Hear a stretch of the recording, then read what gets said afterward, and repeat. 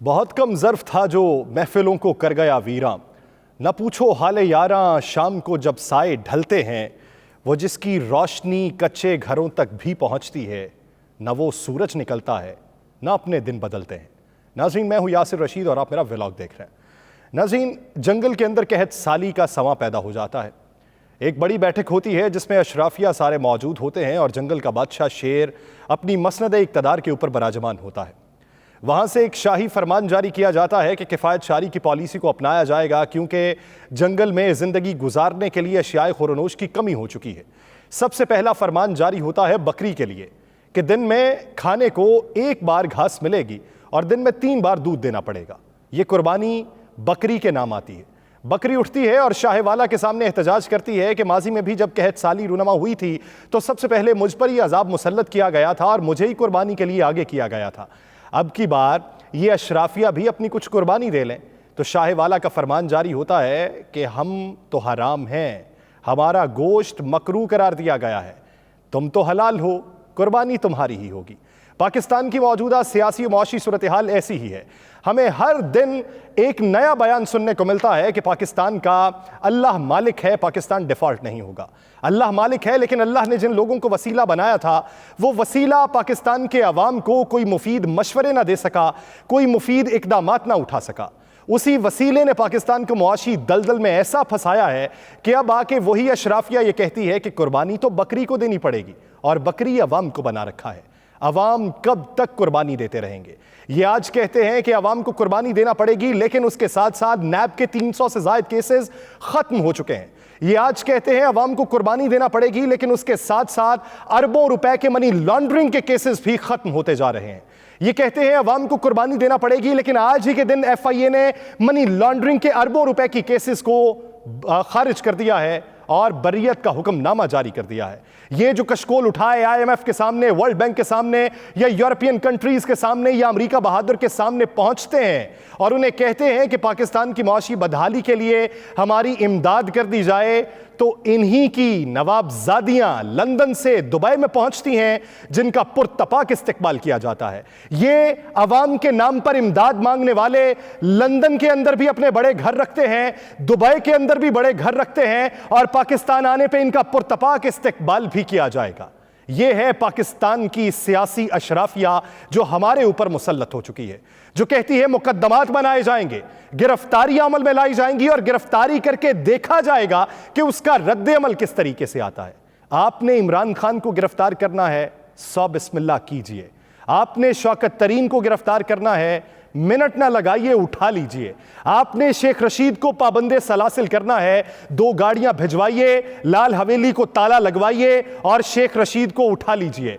आपने चौधरी परवेज इलाही के गिर्द घेरा तंग करना है, सिक्योरिटी तो वापस बुला ही चुके, अपने कुछ बंदे भिजवाइए, उठा लीजिए। आपने पाकिस्तान तहरीक इंसाफ के दीगर रहनुमाओं, असद उमर, शिबली फराज या जितने भी रहनुमाओं को उठाना है, उठाइए। अगर इनको गिरफ्तार करने से, इनको पाबंदे सलासिल रखने से पाकिस्तान की मईशत बेहतर हो जाएगी, आपकी सियासत बेहतर हो जाएगी, पाकिस्तान का मुस्बत इमेज उजागर होगा, तो 1 मिनट का तवक्कुफ भी ना कीजिए। इनको उठाइए, पाबंदे सलासिल कीजिए और अवाम के लिए कुछ बहाली का सामान कीजिए। लेकिन उसके साथ एक पर्चे के ऊपर दर्ज कीजिए कि अगर 6 महीने तक पाकिस्तान की मईशत मुस्तहकम ना हुई, अगर 6 महीने तक ज़र मुबादला में इजाफा ना हुआ, अगर 6 महीने के अंदर सोने की कीमत में कमी वाक़ई ना हुई, अगर 6 महीने के अंदर डॉलर अपनी असल हालत पे वापस ना आया, अगर 6 महीने के अंदर अशियाए खोर-ओ-नोश की कीमतें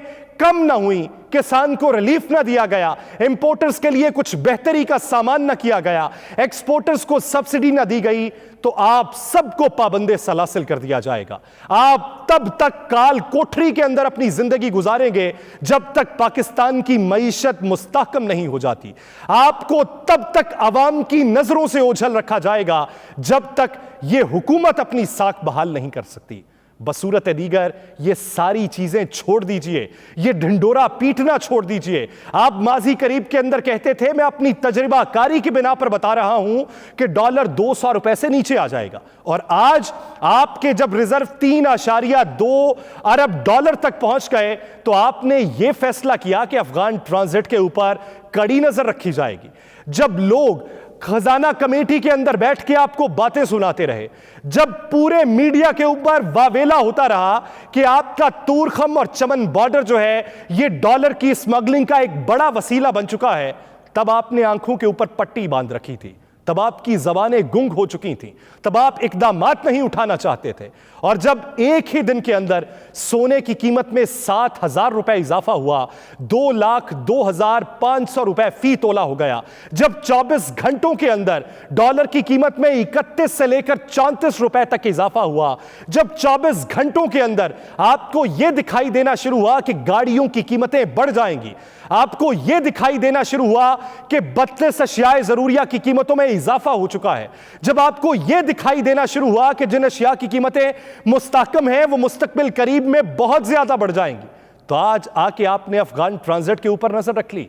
आज आके आपने IMF के सामने दादरसी भी कर ली और अवाम को खुशखबरी सुना रहे हैं कि IMF पाकिस्तान को किस्त की फराहमी जारी कर देगा। लेकिन क्या आपने सोचा कि IMF उसके बदले आपसे क्या मांग रहा है? IMF कह रहा है 3.2 ट्रिलियन की आपने इजाफी जो रकम है उसका बोझ अवाम के ऊपर डालना है।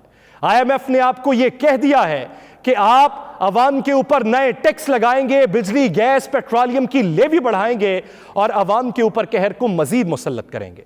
आपकी अगर IMF से डील नहीं होती तो फिर आपको दीगर बैंक्स या दीगर ममालिक भी रकूम का इजरा नहीं करेंगे, और आप इधर बैठ के अवाम को खुशखबरी सुना रहे हैं कि पाकिस्तान की मईशत बेहतर हो जाएगी, आपकी आल औलाद पाकिस्तान आएगी, आप भी पाकिस्तान आएंगे, आपका पुरतपाक इस्तेकबाल किया जाएगा, रेवड़ के रेवड़ हांके जाएंगे, एयरपोर्ट पर जाकर आपके सामने अपनी आंखों को बिछाएंगे और पलकों पे बिठा के आपका इस्तेकबाल किया जाएगा। क्या आपने कुस्तुनतुनिया को फतह कर लिया? क्या आपने IMF की सदारत अपने नाम कर ली? क्या तेल के कुएं पाकिस्तान में दरियाफ्त कर लिए गए? क्या बुलेट ट्रेन का पाकिस्तान में इफ्तिताह हो गया? क्या पाकिस्तान के ज़रे मुबादला का तारीखी रिकॉर्ड बन चुका है? क्या डॉलर की कीमत 200 से नीचे आ चुकी है? क्या पेट्रोलियम लेवी को आपने कम करके पेट्रोल को फी लीटर 150 रुपए कर दिया है? क्या अशियाए जरूरिया की कीमतों में कमी कर दी है? आपने पाकिस्तान को किस नहज तक लाके छोड़ना है? पाकिस्तान के अंदर लोगों की फोन कॉल्स आते हैं और पूछते हैं कि 30,000 कमाई करने वाला किधर जाएगा। लोगों की आंखों से आंसू जारी होना चाहते हैं, लेकिन अब आंखों के दरिया भी खुश्क हो चुके हैं। लोगों के हलकूम से आवाज निकलना चाहती है, लेकिन हलकूम में आवाज फंस चुकी है। वो फटी हुई नजरों से आपको देखते हैं, लेकिन आप उनका कोई वसीला नहीं बन सकते। आपको इस वक्त तगोदो है तो गिरफ्तारियों की, आपको इस वक्त परेशानी है सिक्योरिटी वापस बुलाने की, आपको इस वक्त तैयारी है तो 33 हलकों में जिमनी इलेक्शन करवाने की। 33 हलकों में जिमनी इलेक्शन करवाते रहे और 125 नशिस्तों पे जिमनी इलेक्शन की जब तकमील होगी तब आम इंतखाबात भी सर पे खड़े होंगे। आप किस तरीके से मुल्क को चलाएंगे? जिमनी इलेक्शन के 33 हलकों की, उसके अलावा 32% महंगाई बढ़ने की, और कीमतें जिनकी नहीं बढ़ी वो तेजी से बढ़ जाएंगी। 25 अशिया की कीमतों में इजाफा ऑलरेडी हो चुका है, और इसके साथ साथ सोने की कीमत में इजाफा। IMF के सामने गर्दान, कब तक अवाम को उल्लू बनाया जाता रहेगा? कब तक एक दूसरे की किरदार कुशी करते रहेंगे? कभी तो पाकिस्तान के हालात बेहतर होंगे। और आप ये कहते हैं कि पाकिस्तान का अल्लाह मालिक है। अल्लाह मालिक है, लेकिन वो जिसको वसीला बनाता है वो अपनी बदआमालियों की वजह से बर्बादी का मौजब बनता है और अपने अच्छे आमाल की वजह से तरक्की की जानिब गामजन होता है। आप बता दीजिए, रोजमर्रा की बुनियाद के ऊपर बेशुमार अफराद मिलते हैं और कहते हैं कि क्या आपने हुकूमत पर तनकीद करने का ठेका उठा रखा है? आप ही बताइए, कोई एक अच्छा रुख बताइए जो हम अवाम तक पहुंचा सकें, अवाम की आंखों के अंदर नए ख्वाबों को जगा सकें, अवाम को उम्मीद की कोई किरण दिखा सकें और अवाम को बता सकें कि ये आपके माई बाप ये बंद कमरों में बैठकर आपके फैसले नहीं करते, बल्कि ये बबांगे दोहल ऐलान करते हैं, इकदामात उठाते हैं और उसकी अमली शक्ल दिखाते हैं। आपकी शक्लें इन आवाम के जहनों पे इस हद तक नक्श हो चुकी हैं, ये आपको कभी नहीं भूलेंगी।